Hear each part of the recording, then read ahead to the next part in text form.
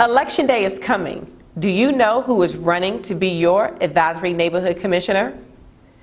My name is Janelle Alexander from DC North Star, and we interviewed several candidates, and they're going to tell you a little bit about what their platforms are. Take a look. Hi, I'm Evan Yeats, and I'm running for Advisory Neighborhood Commissioner in ANC 4B01. That's the tip of the spear in Takoma, the northern part of the district.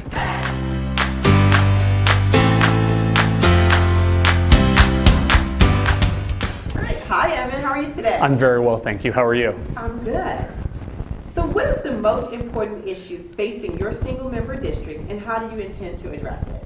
So the issue I hear the most about from people in the neighborhood has to do with safety for people who are walking and biking through the neighborhood, especially children.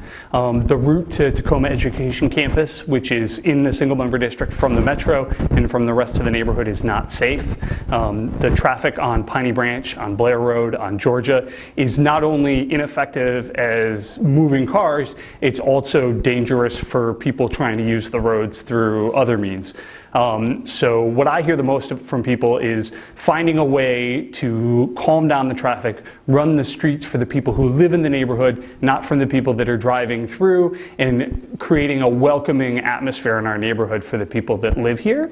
Some of the things that I would like to see done is to finally complete the reconstruction at 4th, Blair, and Cedar that has been worked on for about 20 years, and final design was finished in about 2013, so it's tremendously overdue, and that's a sore spot in our community. It's not a welcoming gateway for people who come here to visit. Other things I'd like to do is focus on the school safety coordination. That means advocating for enforcement of the school zone by TEC, so 15 miles an hour means 15 miles an hour. The intersection with Piney Branch and Dahlia is dangerous for both pedestrians and for cars and needs work, and then ensuring that the bike lanes and the sidewalks are maintained so that people can get where they need to go. Great. What are your thoughts on the pace of the city's development? And you can, answer this in regards to either the water redevelopment or the city's comprehension plan. So beyond just those two issues, there's no doubt that the city is rapidly changing and has been for a while now. It's not a new problem, and it's also not the first time for the city through this. We experienced similar expansion in the post-World War II eras when DC actually hit its peak in population. People think DC is the biggest and busiest it's ever been, and it actually isn't. More people lived here then than lived here now. But the truth of the matter is, there are people that want to live here, and I think we need to have room for people to live here, but the other thing is people are being forced out of their neighborhoods, their homes, and their communities, and it also is very difficult for young families just starting out to get their feet under them. So any focus on development for me has to have as a priority access to affordable housing, especially workforce housing. People who work here need to be able to live here, and then ensuring that there's housing for families. It's not enough to have 1-bedroom, 2-bedroom apartments, 3-bedroom houses, new townhomes, new duplexes. That middle ground between huge high-rises and single-family homes where we can house families and families can afford to live here are very important to me. So this commission struggles to work together at times. How will you work with the residents and other commissioners when there is a contentious issue? So I think this commission could use a breath of fresh air. A lot of the battle lines are entrenched in the commission, and I think people are frustrated by that. To be honest, I can't speak to how I deal with every problem, but I can tell you as a principal, I'm a Midwestern guy originally, and the way I was raised is just to be straight ahead with people. You be honest, you recognize that people are adults, and sometimes you're going to agree and sometimes you're going to disagree, but people are able to still be respectful, to have disagreements, and move forward and not hold grudges, not backstab, not go behind people's backs. And I think there's a long way to go if we just start treating each other like adults and treating the voters like adults. One of my biggest frustrations in DC politics is someone who has gone to my elected officials, not necessarily the person I'm running against, but saying, oh, I feel this way about an issue and I want you to, and they just go ahead and they try to have it both ways. They try to tell you what you want to hear, but then they actually do something else and they really believe something else. I would be a much happier constituent if someone would just look me in the eyes and say, hey, you know what, we don't agree on this one. This is why we disagree, you know, and just treat me like an adult. And that's my intention with everybody else is let's be mature about this. Let's be honest. Let's be straightforward and don't hold any grudges. If people disagree and they come down on different sides of things, that's totally fine. And then we'll move past it and work together on the next thing. Okay, great. So how do you plan to keep all residents informed about issues? So I think there's a lot of work to be done in this area.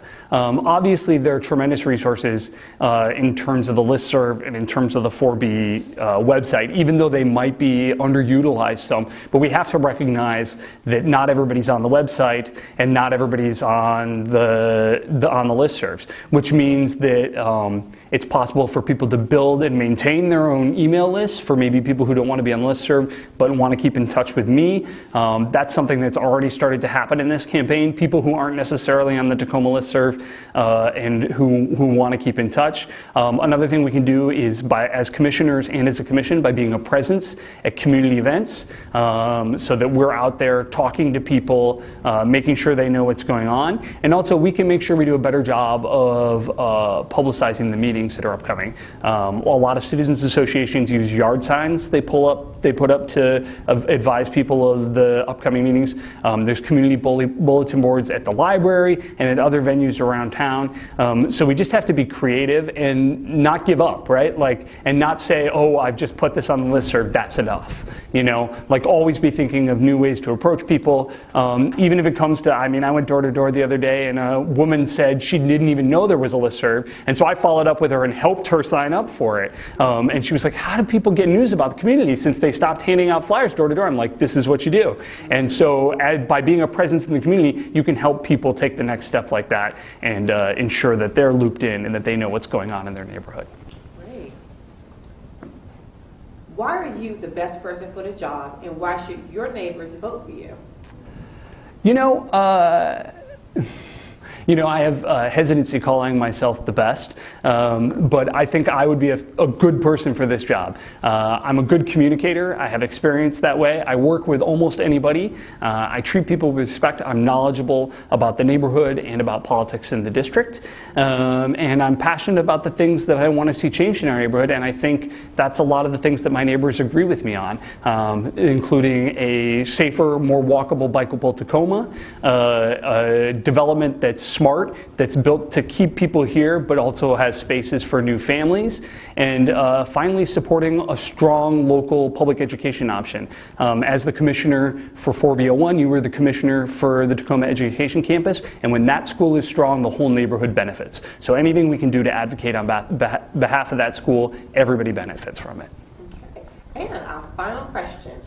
What is your favorite thing to do to relax and just kind of enjoy yourself in the city? In the city? I saw your question originally said Ward 4, so I have 3 small children, 7, 2, and 6 months.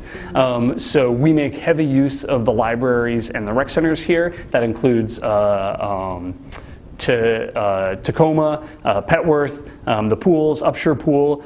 Those are big assets for my family. And as a family person, the fact that they're free or low cost is a huge difference for me. I myself am a big fan of having, when I get a night to myself, just to go have a quiet drink. I'm a big fan of the bars at the south end of Petworth, Looking Glass, DC Reynolds.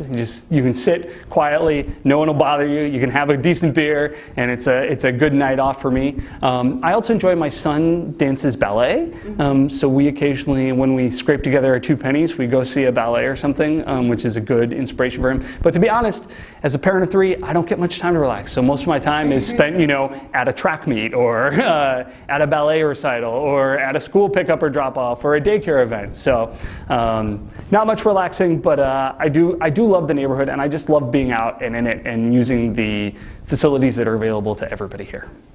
Great.